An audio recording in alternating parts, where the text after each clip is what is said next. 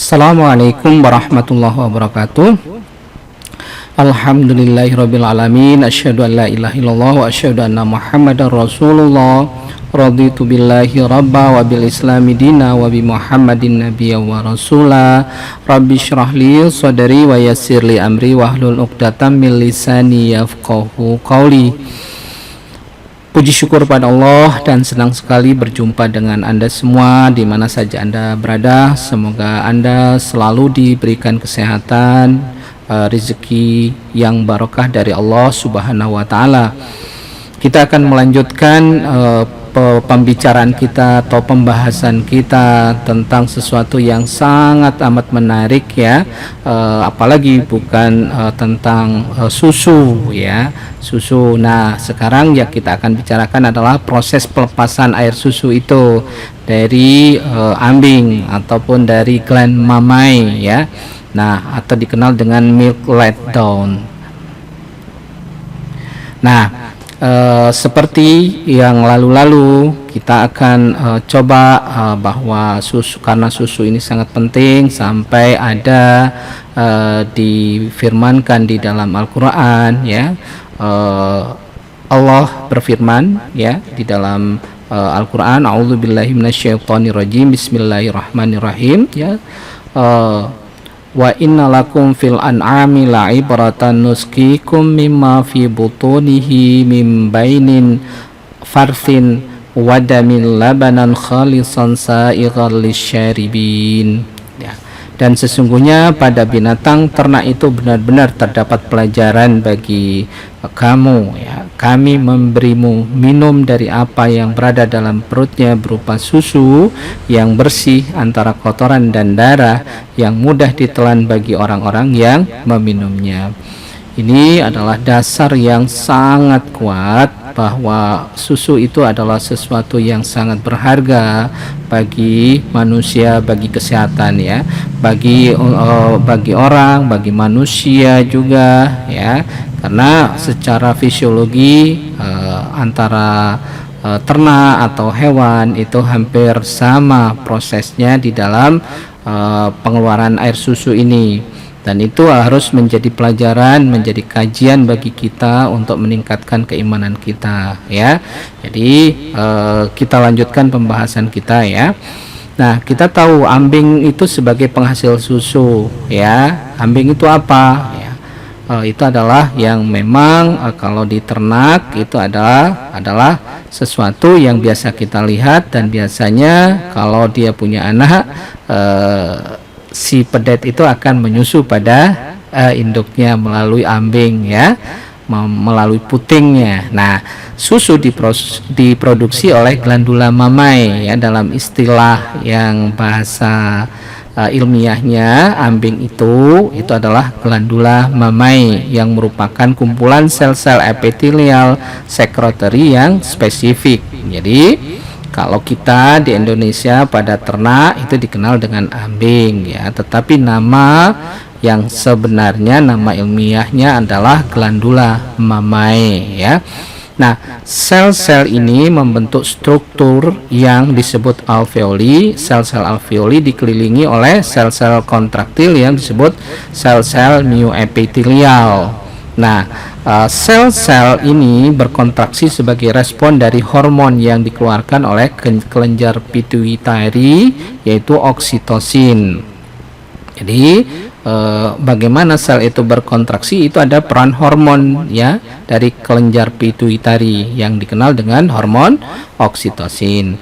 Kelenjar mamai adalah kelenjar eksokrin di mana sekresi eksternal dari alveoli dialirkan melalui sistem pembuluh ke puting yang dapat dihisap oleh anaknya. Nah, ini proses ini secara fisiologi itu sama ya, secara garis besar antara manusia, hewan ataupun ternak ya.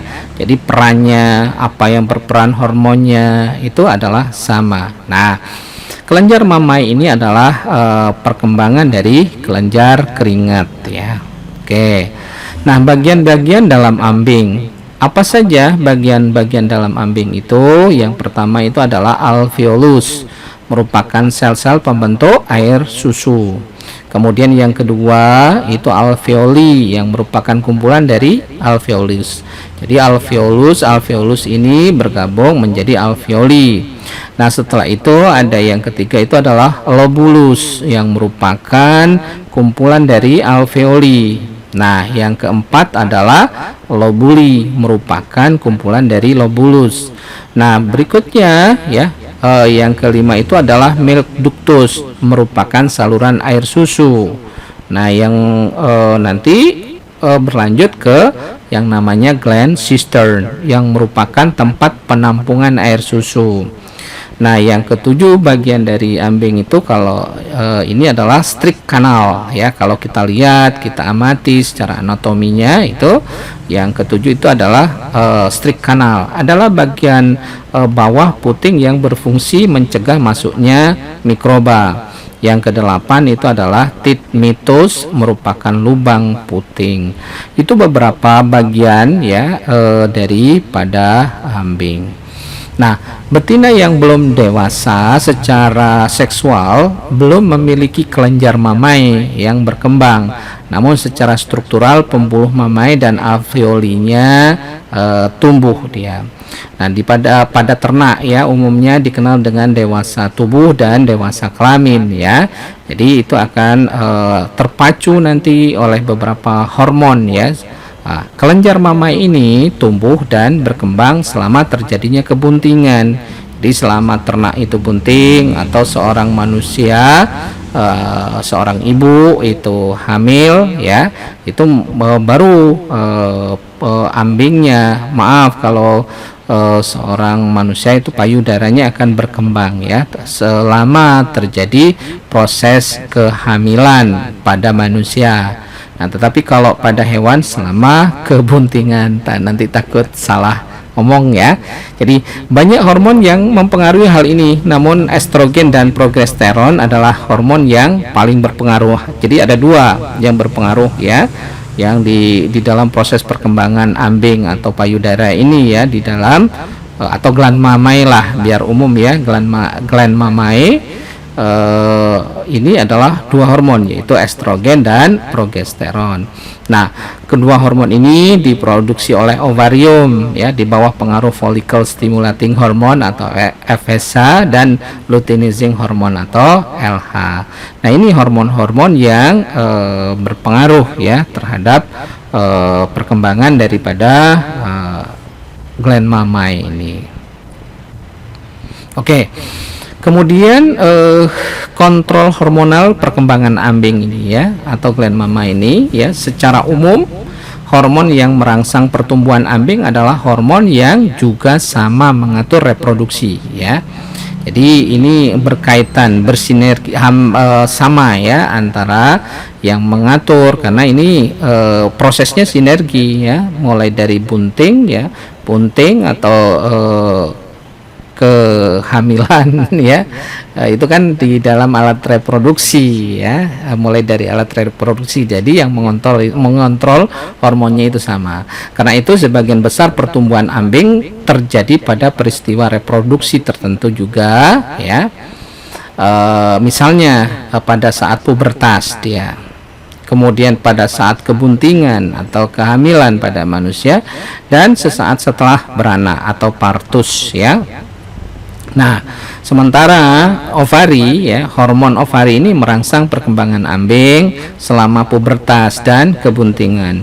Hormon ovari spesifik yang berperan dalam respon pertumbuhan ambing adalah estrogen dan progesteron ya. Estrogen ini akan merangsang pertumbuhan saluran ambing, sedangkan kombinasi estrogen dan progesteron diperlukan untuk mencapai perkembangan lobuli alveolarnya ya. Jadi itu ini. Jadi ini adalah hormon yang bersinergi untuk perkembangan gland mamai ya atau ambing tersebut. Nah, sementara pada pituitary anterior, hormon dari pituitary anterior ini diperlukan untuk pertumbuhan ambing ya. bekerja sama dengan hormon ovari, estrogen dan progesteron untuk menghasilkan perkembangan ambing menjadi optimal ya. Nah, yang berikutnya adalah hormon laktogen plasental sapi. Nah, ini juga sama dengan manusia juga ya. Plasenta adalah sumber estrogen dan laktogen plasental sapi. Ya, struktur plasental sapi serupa tetapi lebih besar dari prolaktin dan hormon pertumbuhan.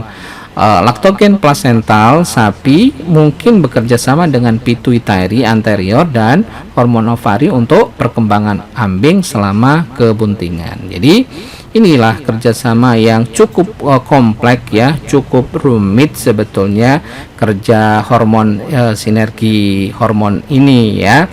Tetapi kita terus pelajari bahwa itu semua ya sebetulnya ilmu kauniyah yang ada di alam ini yang kita berharap kita pelajari kok bisa ya seperti itu, dan kita harapkan ini adalah semakin meningkatkan keimanan kita kepada Allah.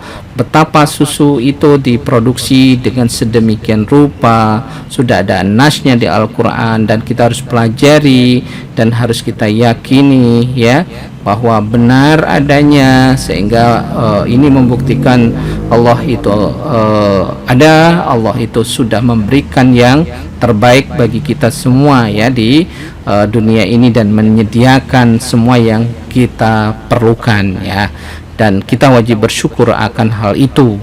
Nah, berikutnya adalah adrenal dan tiroid ya. Pemberian adrenal, glukokortikoid dan tiroksin memulai perkembangan ambing ya, tetapi pengaruh-pengaruh ini mungkin berhubungan dengan fungsi metabolik ya secara umum, dan tidak dari kepentingan primer dalam menyokong pertumbuhan ambing. Jadi tidak hanya hormon-hormon yang reproduksi ataupun hormon ovari atau hormon dari pituitari anterior, tetapi juga yang terlibat ya, yang harus didukung oleh kelenjar adrenal dan tiroid ya, yang berhubungan nanti dengan fisiologi secara atau metabolik secara umum di dalam tubuh seorang manusia ataupun ternak ataupun hewan, yang secara umum itu bersinergi untuk pertumbuhan ambing dan ujung-ujungnya untuk memproduksi susu ya, sesuatu yang sangat luar biasa sebetulnya ya. Kemudian berikutnya adalah sekresi dan keluarnya susu. Nah, bagaimana ya, seindah apa, sebagus apa ya, kita coba pelajari ya. Kalau kita melihat sederhana, kok bisa ya keluar susu, kok coba dirangsang, disundul-sundul oleh pedet itu kok susunya bisa keluar ya secara otomatis. Nah, kita coba pelajari ya bagaimana kehebatan suatu proses yang terjadi pada seekor hewan. Kan Allah sudah memberikan gambaran, tolong pelajari, bukan ini Allah itu sudah menggambarkan, pelajarilah hewan itu ya supaya dapat mengambil hikmah ya. Nah, sekresi ambing dihasilkan hanya setelah terbentuknya sistem lobuli alveolar. Oleh karena itu pada darah bunting ya, sekresi tidak terjadi hingga pertengahan kebuntingan ya. Jadi ini intinya secara umum. Ini kadang-kadang juga ada salah kaprah ya. Kalau ternak tidak bunting ya, ataupun tidak kalau pada manusia itu tidak hamil, tidak melalui proses, misalnya ada proses kehamilan atau kebuntingan, kemudian dia proses melahirkan atau partus ya, itu tidak mungkin diproduksi susu. Tapi ke orang kadang-kadang, wah ini ada keluar air susunya bisa diperah. Tidak demikian ya. Jadi seekor ternak itu akan memproduksi susu kalau dia melalui proses reproduksi sudah berjalan. Jadi dia proses perkawinan, kemudian dia bunting, setelah bunting itu melahirkan atau partus, baru dia bisa diperah. Nah, berbagai enzim yang diperlukan untuk sintesis susu terdapat di dalam sel ambing ya, dibentuk sebelum beranak. Jadi ingat, peran hormon perlu diingat ya, peran hormon sangat penting ya. Tapi ada juga yang secara metabolik ataupun secara fisiologi diperlukan juga enzim ya, bersinergi juga, membantu juga di dalam proses produksi susu ini. Nah, saat beranak, hormon akan menyebabkan peningkatan besar produksi susu. Nah, sekresi yang dibentuk sebelum beranak adalah kolostrum yang alami dan bukan susu murni ya. Perlu kami gambarkan bahwa atau kami kuatkan ya bahwa ini kolostrum ini adalah susu yang sangat berkualitas ya, yang sebuah warisan dari seorang ibu ya, seorang induk ya kalau pada hewan ya, yang harus diberikan kepada anaknya, karena ini adalah susu yang berkualitas yang bisa menguatkan, menyehatkan, membantu imunitas, kekebalan tubuh daripada ternak di awal-awal atau pedet ya, atau seorang anak manusia di awal.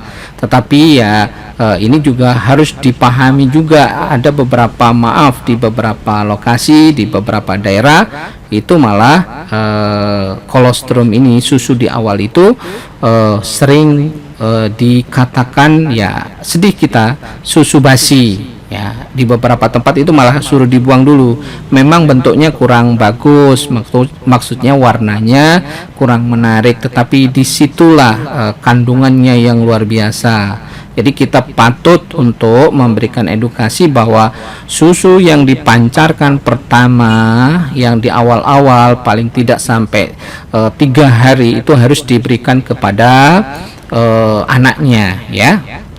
Kalau ternak itu ya pedetnya ya, upayakan itu diberikan kepada anaknya, karena itu akan membantu untuk kesehatan si anak ya, si pedet, karena di situ semua kualitasnya tinggi ya, mulai dari protein semuanya, kandungannya, vitaminnya, mineralnya yang benar-benar sangat seimbang dan sangat dibutuhkan oleh seorang anak ataupun seekor pedet atau cempe ya pada anak kambing itu diperlukan sekali ya untuk perkembangan di tahap awal itu ya.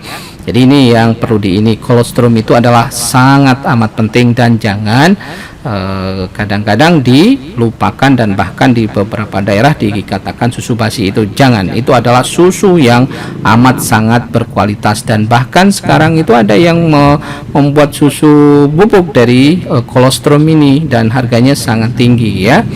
Jadi itu oke.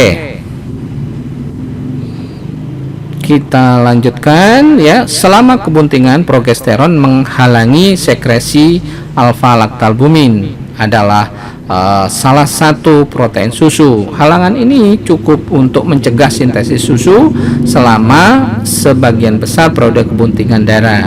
Juga titik tertinggi progesteron menghalangi mulainya laktasi pada induk sapi saat periode kering. Nah, laktasi segera dihalangi bila sapi laktasi menjadi bunting ya. Jadi segera sebelum beranak titer progesteronnya menurun, sedangkan estrogennya, ACTH-nya dan level prolaktin akan meningkat. Adanya adrenal kortikoid atau estrogen mengawali laktasi sapi perah.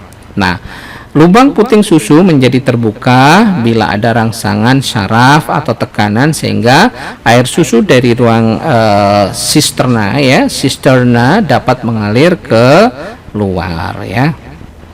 Nah, gerakan menyusui dari pedet ya, usapan atau nyundul, biasanya pedet itu mempunyai kebiasaan nyundul-nyundul ya.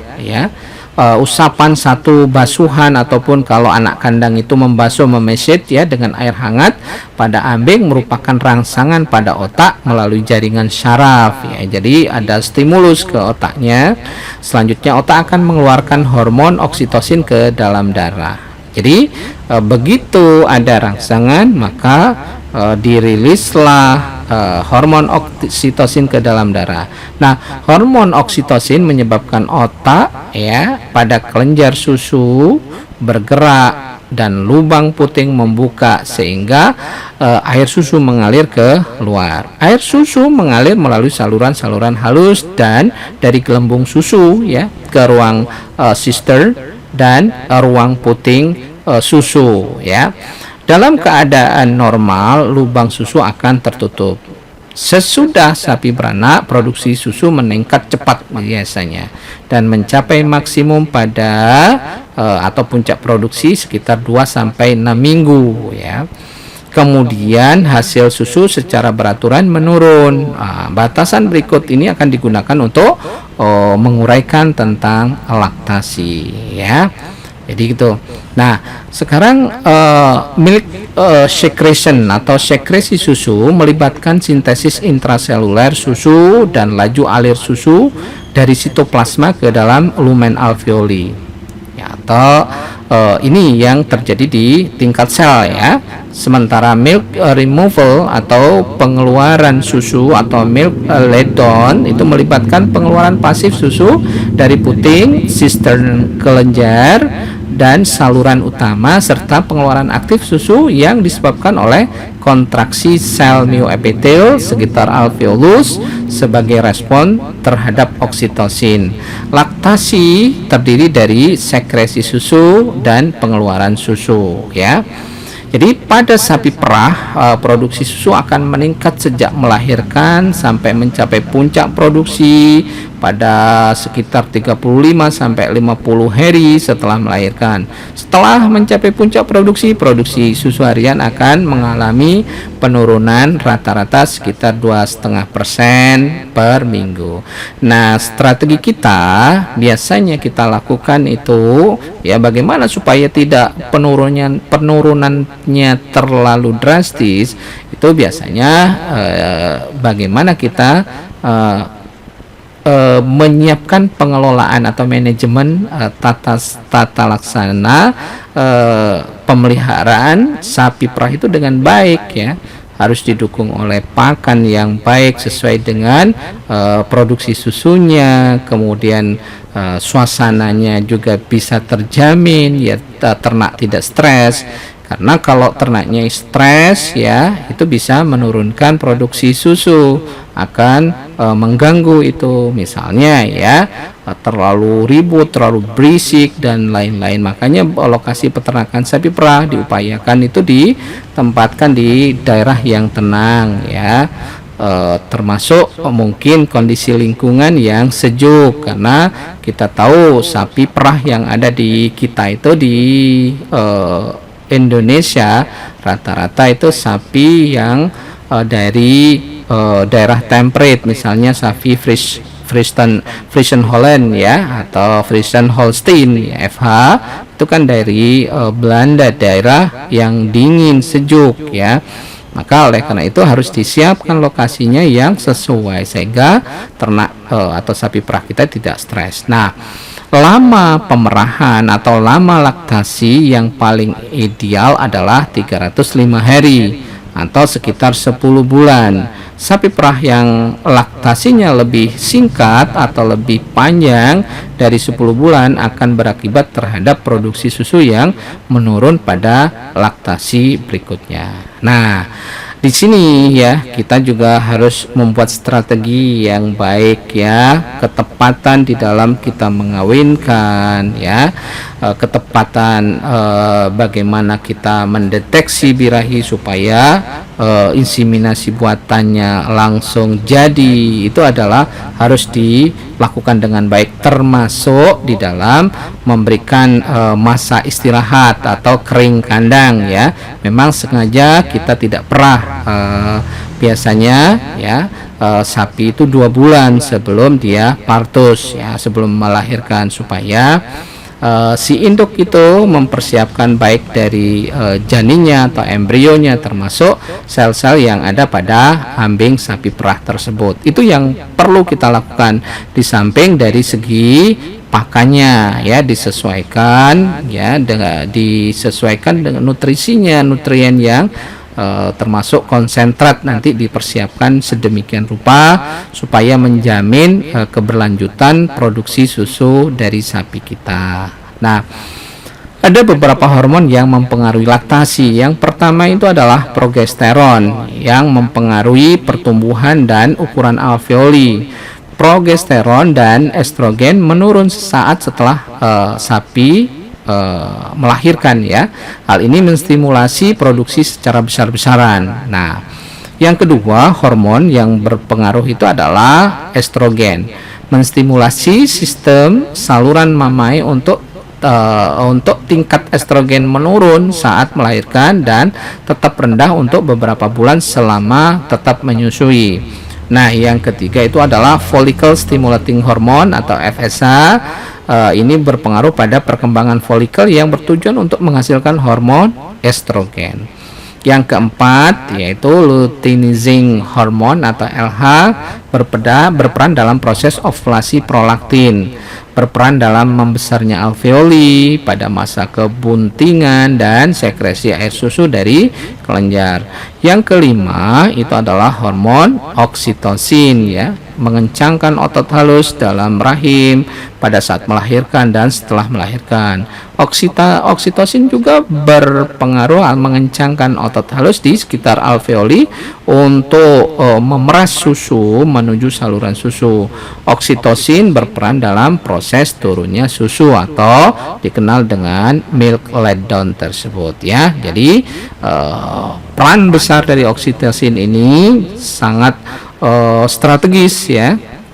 Dan ini juga dipengaruhi oleh faktor lingkungan ya. Kalau suasananya harus tenang, harus baik ya, tentram, damai. Bahkan ada beberapa penelitian ya yang melihat ya, sapi itu diperdengarkan lagu-lagu rock, misalnya lagu-lagu Mozart ya, lagu-lagu klasik atau lagu-lagu yang lain. Ini ternyata setelah diteliti itu ada kecenderungan mereka atau sapinya atau produksi susunya itu bagus pada yang diberikan musik yang tenang seperti musik Mozart dan ini ya, yang lembut, yang benar-benar tidak mengagetkan, yang membuat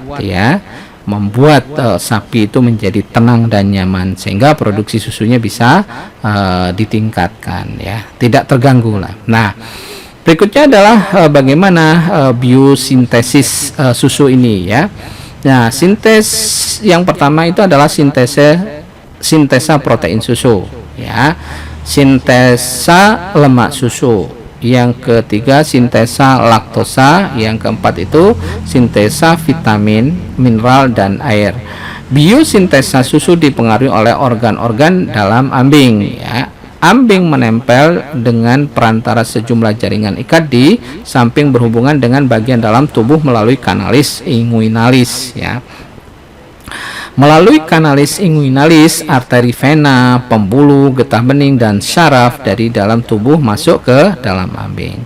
Nah, di saluran air susu terdapat sel-sel epitel karena pengaruh oksitosin bekerja selama 7 menit setelah hormon itu bekerja adalah hormon adrenalin.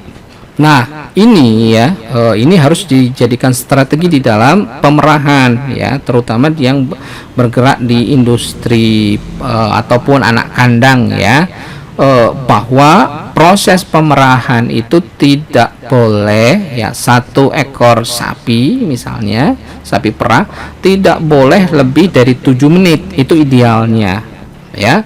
Jangan sampai lebih dari 10 menit ya, sekitar 7 sampai 8 menit ini. Oleh karena itu ini berhubungan dengan anak kandang yang bagian memerah, itu perlu keahlian, perlu seorang pemerah yang ahli yang bisa memerah satu ekor sapi itu tidak lebih dari 7 menit.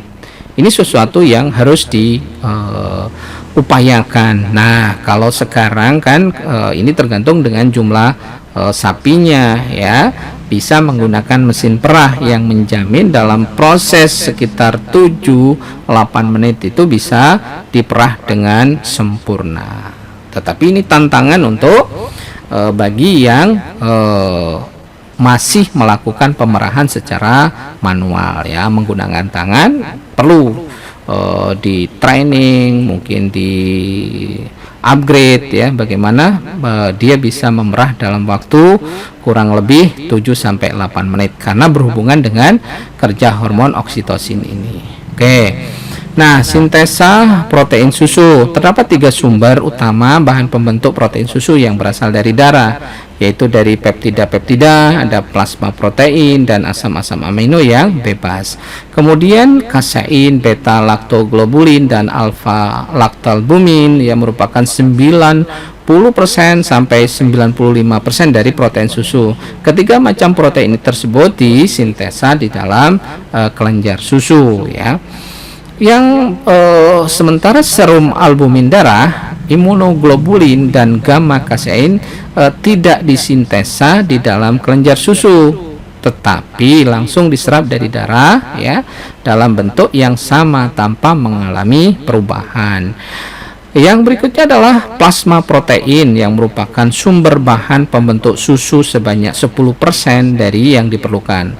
Asam amino yang bebas yang diserap oleh kelenjar susu dari darah merupakan sumber nitrogen utama untuk sintesa protein susu. Hampir semua asam amino yang diserap dari darah diubah menjadi protein susu, ya. Itu sintesa protein. Nah, sintesa protein ini, ya, dari susu terjadi di dalam sel epitel, ya, dikontrol oleh gen, ya, yang mengandung bahan genetik yaitu deoksiribonukleik acid atau DNA. Urut-urutannya pembentukan protein susu yaitu mulai dari replikasi DNA-nya, kemudian terjadi proses transkripsi dari ribonukleik acid atau RNA, ya, dari DNA, dan translasi terbentuknya protein menurut informasi RNA, ya. Kemudian replikasi termasuk di dalamnya pemisahan dari 2 pita atau strand DNA dan duplikasi dari kedua strand tersebut. Nah, replikasi terjadi sebelum pembelahan sel. Oleh karena itu, dia tidak mempunyai pengaruh langsung terhadap sintesa protein. Nah, yang berikutnya prosesnya adalah proses transkripsi. Transkripsi termasuk di dalamnya pembentukan RNA pada saat strand DNA. Molekul-molekul RNA bergerak ke sitoplasma dan memegang peranan aktif dan penting di dalam sintesa protein.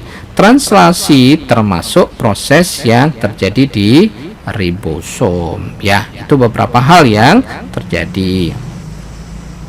Kemudian translasi merupakan proses yang kompleks, ya, di mana terjadi pelekatan dari asam-asam amino pada molekul RNA. Nah, tiap-tiap asam amino mempunyai enzim pengaktif tersendiri. ATP digunakan untuk menaikkan tingkat energi dari asam amino sehingga asam amino dapat digunakan berpartisipasi dalam reaksi tersebut. Sintesa protein terjadi pada bagian ribosom, ya. Nah, ini sesuatu yang sangat amat sebetulnya sangat amat rumit, ya, tetapi dengan sunnatullah, dengan apa yang ada di ternak itu luar biasa, ya. Jadi sesuatu ilmu yang sangat amat luar biasa sebetulnya, dan ini menjadi kajian yang harus bisa memberikan meningkatkan keimanan kita. Begitu rumitnya susu. Kadang-kadang kita melihat, oh, susu seperti itu. Susu adalah cairan putih, ya, yang keluar dari gland mamae, keluar dari ambing, tetapi di situ mengandung protein, mengandung lemak, dan mengandung semuanya digertak melalui proses hormon yang begitu macam banyaknya. Jangan sampai terganggu lingkungannya sampai muncullah susu tersebut, ya. Subhanallah, Allahu Akbar, ya.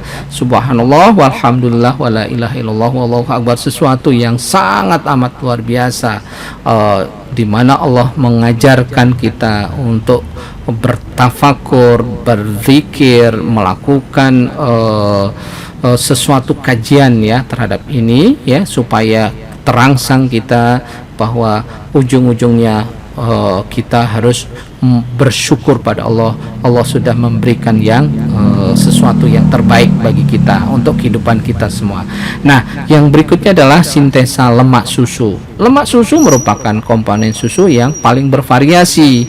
Sebagian lemak susu terdiri atas trigliserida, bahan-bahan pembentuk lemak susu yang terutama adalah pertama adalah glukosa, asetat, asam beta hidroksibutirat, trigliserida dan kilomikra, dan low density lipoprotein dari darah. Yang kedua adalah asam-asam lemak yang berantai pendek dan beberapa asam palmitat yang disekresi di dalam kelenjar susu ya. Nah, kelenjar susu ruminansia tidak dapat digunakan, kelenjar susu ruminansia tidak dapat menggunakan asetil koenzim A ya, yang berasal dari glukosa dalam mitokondria. Beta hidroksibutirat juga digunakan untuk sintesa asam lemak. Nah, sebagian daripadanya digunakan untuk rantai karbon permulaan untuk tambahan dari unit C2 dan sebagian lagi untuk pembentukan unit-unit C2 dan digunakan sebagai unit asetil koenzim ya A untuk sintesis asam lemak. Nah, berikutnya adalah sintesa laktosa. Ini adalah yang khas hanya ada di susu, air susu yang dari hewan ya.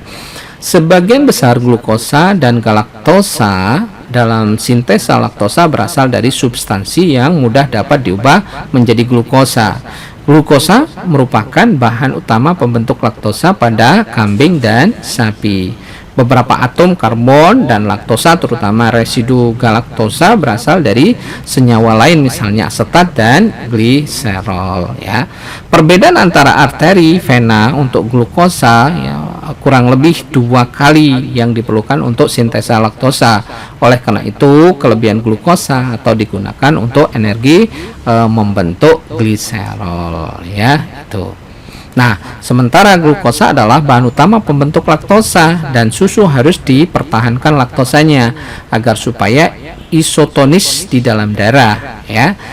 Maka bila terjadi kekurangan laktosa akan mengalami kekurangan kandungan air dalam susu. Oleh karena itu dikatakan glukosa adalah sebagai faktor pembatas untuk sekresi air susu tersebut. Nah, proses sintesa laktosa adalah 2 molekul glukosa masuk ke saluran ambing, kemudian 1 molekul glukosa diubah menjadi galaktosa. Nah, terjadinya kondensasi galaktosa dengan glukosa, kemudian terbentuklah laktosa dengan bantuan enzim laktose sintitase ya, laktose sintitase.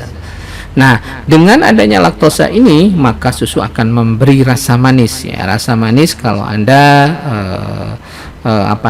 sempat meminum susu murni atau susu segar ya, susu yang baru fresh dari habis proses pemerahan, ada rasa manis serta merangsang bakteri tertentu di dalam usus pedet untuk membentuk asam laktat sehingga akan merangsang penyerapan kalsium dan fosfor pada tulang. Berdasarkan suatu hasil penelitian diperoleh kesimpulan bahwa konsumsi protein pakan mempunyai hubungan linier dengan laktosa pada susu ya. Jadi oleh karena itu strategi kita adalah kalau kita menginginkan susu berkualitas mau tidak mau di dalam pakannya, di pakan terutama konsentratnya itu harus mengandung nutrien yang diperlukan oleh ternak tersebut atau sapi perah tersebut dan disesuaikan dengan produksi susunya ya. Jadi ada hubungan yang linear antara laktosa susu, dan laktosa susu juga mempunyai hubungan linear dengan produksi susu sehingga konsumsi protein pakan mempunyai hubungan dengan produksi dan protein susu. Jadi intinya kalau kita pengen produksi susunya optimal, produksinya kualitasnya tinggi, lemaknya bagus, itu mau tidak mau harus direkayasa di dalam pemberian pakan ataupun konsentratnya ya, harus dari bahan yang berkualitas pula tentunya. Nah, berikutnya adalah sintesa mineral atau vitamin dan air. Vitamin, mineral, air tidak disintesa oleh sel sekresi ambing melainkan berasal dari tanah ya. Dari tanah maksudnya itu dari nanti dari rumput atau dari makanan, dari konsentrat ya. Mineral yang penting misalnya adalah kalsium, fosfor, Cl, ya, klor, natrium dan magnesium ya. Jangan sampai terjadi defisien, ini akan berdampak sangat besar ya. Ada penyakit yang sering terjadi pada sapi perah yang produksi tinggi, itu milk fever ya, di mana ternak ambruk ya, karena beberapa seperti mineral, kalsium dan fosfor diperlukan banyak tapi ketersediaannya kurang, akhirnya ternaknya ambruk, dan ini sering terjadi. Oleh karena itu dipersiapkan dengan baik ya, jangan sampai terjadi hal ini. Nah, mekanisme absorpsi mineral dari darah ke dalam lumen alveoli belum jelas ya, sampai sekarang masih terus diteliti. Kemungkinan terdapat bentuk mekanisme transport mineral yang aktif dalam sel sekresi ambing. Nah, kadar laktose, Na dan K dalam susu relatif konstan. Komponen ini bersama dengan klorida berperan menjaga keseimbangan osmose pada susu. Kandungan vitamin dan mineral susu diatur dalam proses filtrasi, di mana sel jaringan sekresi ambing bertindak sebagai membran barrier atau carrier terhadap partikel vitamin dan mineral yang berasal dari darah yang akan masuk ke lumen alveoli.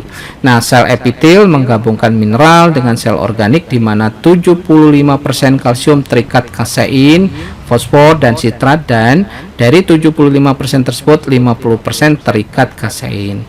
Molekul vitamin ditransfer ke sekresi ambing tanpa mengalami perubahan, langsung masuk menjadi komponen susu. Oleh karena itu ya, kalsium ataupun fosfor atau mineral yang lain harus tersedia di pakan yang kita akan berikan kepada ternak kita, sehingga mineralnya nanti di susu itu bisa